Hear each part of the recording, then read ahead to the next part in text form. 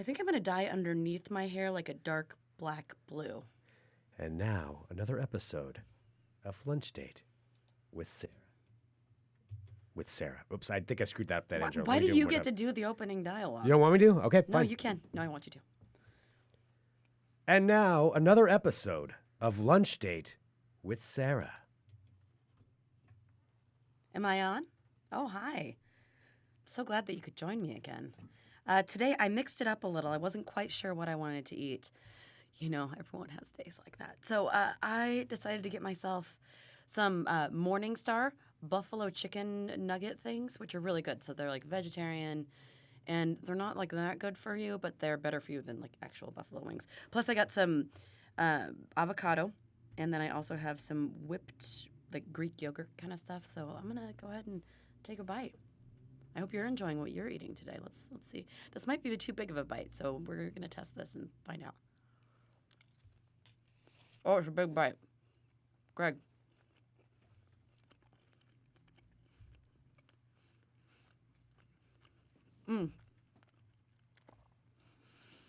I always have this problem when I go out to sushi with people.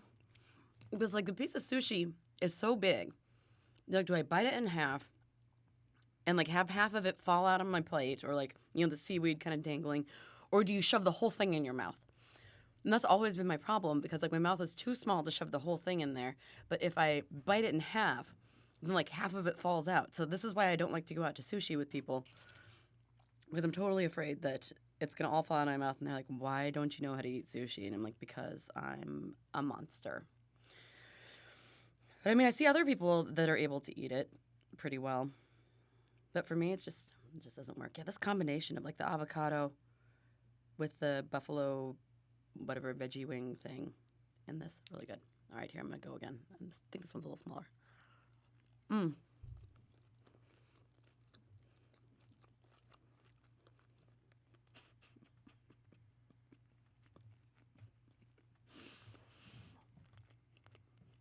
Stop pointing at me. So, I don't know if you know this. I'm super excited. Well, first of all, I'm super stoked that we could make time to have this lunch happen. It's been a while, so I'm really happy to see you. I do have some exciting news. So I am getting ready here in a couple days to go to Alaska. So we're going to be doing some Funemployment radio from Alaska, which is pretty cool. I mean, Alaska is a magical place. It's pretty amazing. We went there a few years ago, and I'm really looking forward to going back. We're going to be going with a bunch of friends this time around. It should be pretty cool.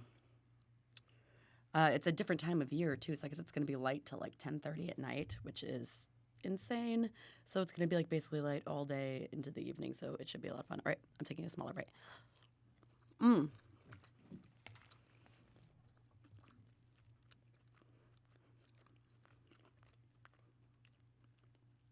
Don't talk with your mouth full.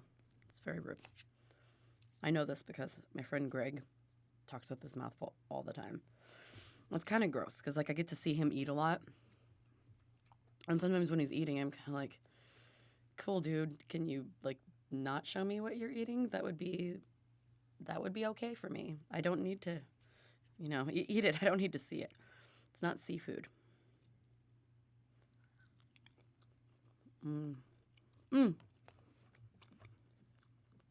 Alaska.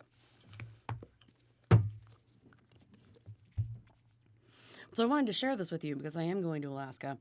And I don't know if you've read this before. Did I let you borrow this? I can't remember.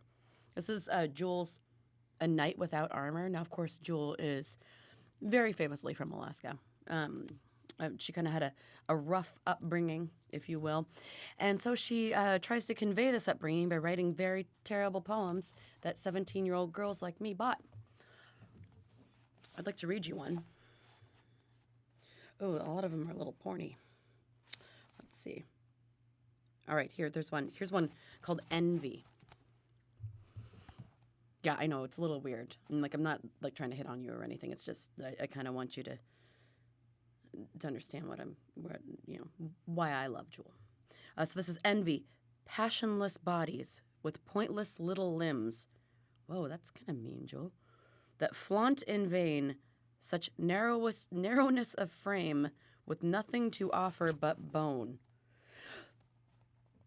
This reminds me when I was in college and I would sit in a field with a guitar that I didn't know how to play, writing nonsensical poetry that didn't rhyme because I thought that it made me sound deep. But it's like Joel fooled us all. I just saw her actually on one of those, when we went to that psychic guy. He's like the Hollywood psychic medium guy, and Jewel was on one of his episodes, and like he did her like reading or whatever. She was having none of it. She did not seem very impressed with what was going on. I think it would take a lot to impress Jewel. I think she's just depressed. Actually tried to do that whole like revamping sexy dance thing. Remember when she did that intuition song, and then it was in a razor commercial? Kind of like when Bob Dylan did that whole Victoria's Secret commercial run. That was really weird. That was Jules Bob Dylan Victoria's Secret thing, her with the razors. I just don't think that maybe she's her authentic self anymore.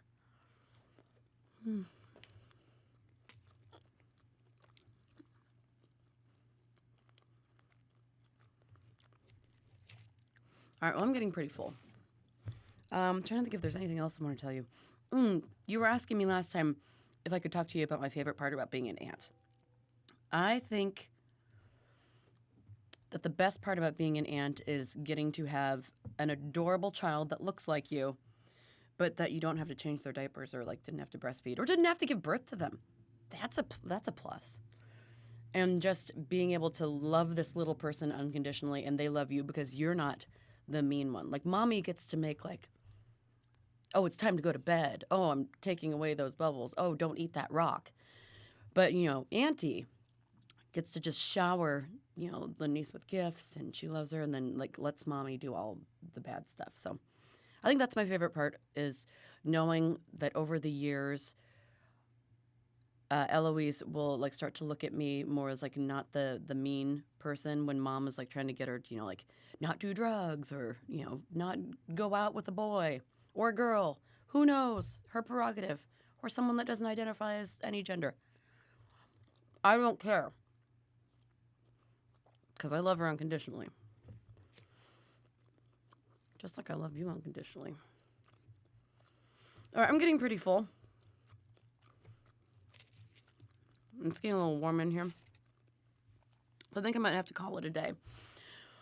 But I'm so glad I got to talk to you before we go on my trip. I hope that you have some fun trips that you have planned if you're going to go anywhere. Or if you just want to stay at home. Stay at home. Have a staycation. Just do what makes you happy. I mean, you need to take care of you. You got to make sure that you're taking time to take care of you. Stop worrying about other people all the time. You deserve some time to yourself. You deserve happiness. Just make sure that you don't forget about yourself. All right, so when I come back from Alaska next week, let's do this again. Maybe we can meet up in Alaska. I know that our schedules are a little mixed up, but if we can we can try and meet up in Alaska, and we can have some lunch together again. It'd be great to see you. It's always good to see you. All right. Hope you have a good day.